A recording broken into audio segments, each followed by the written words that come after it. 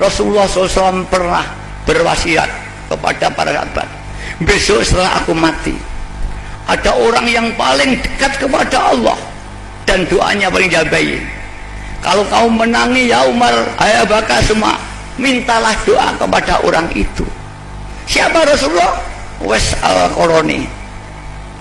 Abu Bakar mencari sampai mati gak ketemu. Kemudian Umar bin Khattab tanya di sekitar Ka'bah, adakah orang yang namanya Uwais Al-Qarani? Yang disebut-sebut Rasulullah orang dari Yaman. Satu saat ada orang seperti pengemis tidur di Ka'bah. Ka'bah nggak seperti sekarang ini, dulu sepi. Adakah kamu semua yang namanya Uwais Al-Qarani? Ada orang jembel tidur dengan jubah yang kasar. Aku Uwais Al-Qarani. Ada apa? Betul rumahmu dari Yaman? Betul. Aku diperintah oleh Rasulullah SAW mencari orang yang namanya Uwais Al-Qarani ketika setelah mati Rasulullah. Beliau mengatakan bahwa orang nama Al-Qarani adalah orang yang pada waktu zaman itu orang dekat kepada Allah, dan jika aku ketemu mintalah doa kepada mereka. Hai Uwais Al-Qarani, aku bukan karena menganggap kamu orang ampuh, orang apa, tapi karena perintah Rasul, doakan aku akan mengampuni. Itulah Allah memberikan hidayah. Tidak harus orang kaya, orang miskin, tidak harus ulama besar, siapapun. Pernah terjadi lagi pada Imam Ghazali. Imam Ghazali ulama besar pada waktu itu, karangannya ada 400 ilmu.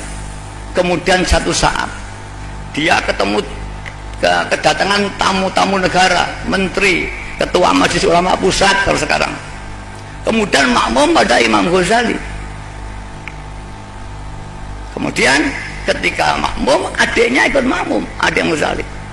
Setelah sholat mufarokoh, dia mengundurkan diri dari sholatnya, meninggalkan. Imam Ghazali tersinggung. Hai, setelah selesai, hai adikku, pejabat-pejabat besar semua menghormat aku, makmum di belakangku, dan kau adikku, mengapa kau nggak menghargai aku, malah meninggalkan aku ketika sholat?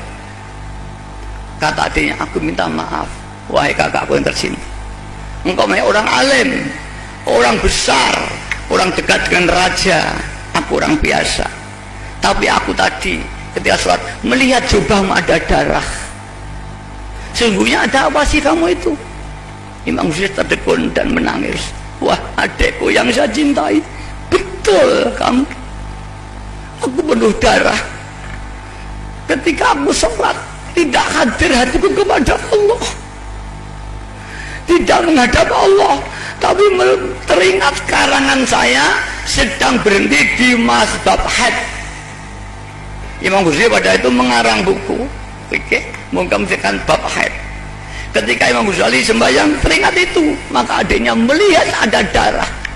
Imam Ghazali menangis, wahai adikku, kau diberi ilmu yang setinggi itu, dikasyaf kol hatimu oleh Allah hingga tidak ada tabir lagi, semua yang tidak bisa dilihat manusia kau bisa melihat.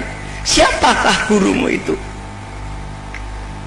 Kemudian adiknya, tidak mungkin kakakku, kau berguru, kau orang besar, kau orang alim, kau tidak mungkin berguru kepada guruku.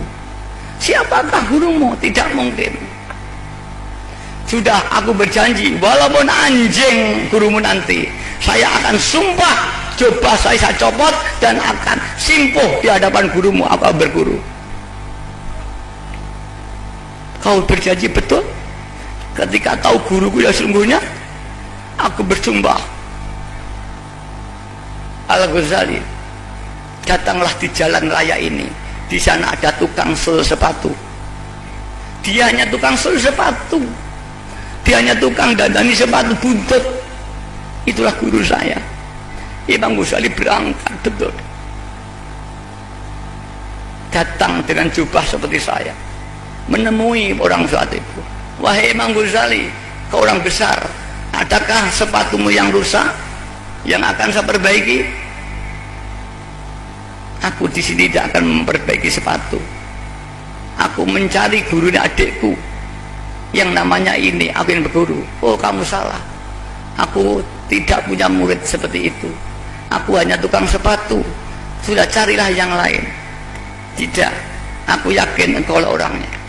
Aku tukang sepatu, semua di kota Baghdad tahu kalau aku tukang sepatu, pekerjaan yang hina, yang melarat, fakir.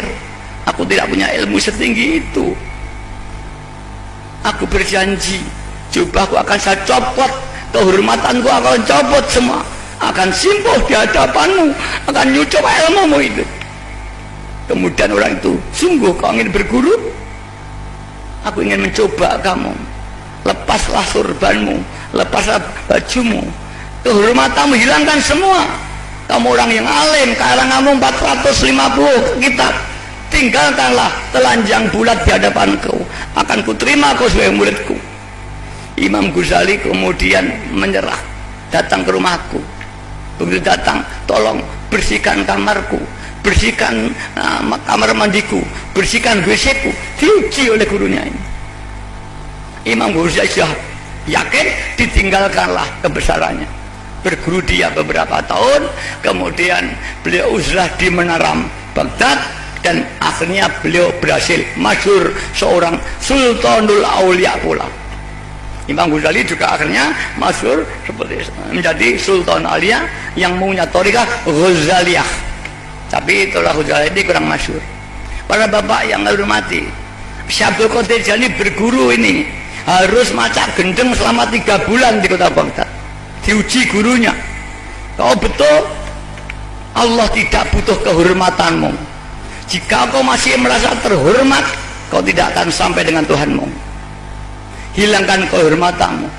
Abdul Qadir keliling penggaya setiap hari, keliling kota seperti orang gila.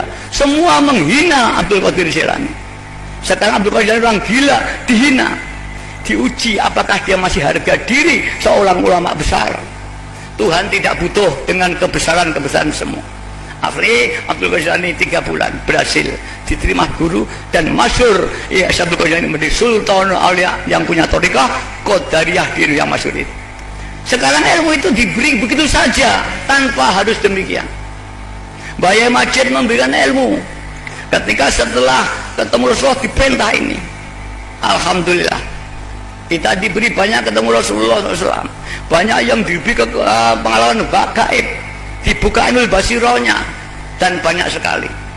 Para bapak, para ibu yang kami hormati, mari begitulah fadlnya Allah diberikan kepada kita tanpa harus bersusah-susah, harus mencari guru kambil kemana-mana, tidak perlu, datang kepada kita lewo-lewo.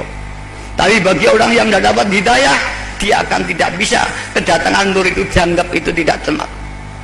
Maka sesungguhnya semua adalah petunjuk dari Allah, tinggal kita diberi hidayah oleh Allah atau tidak. Kalau tidak, kita akan tidak mendapat ilmunya Allah ini semua.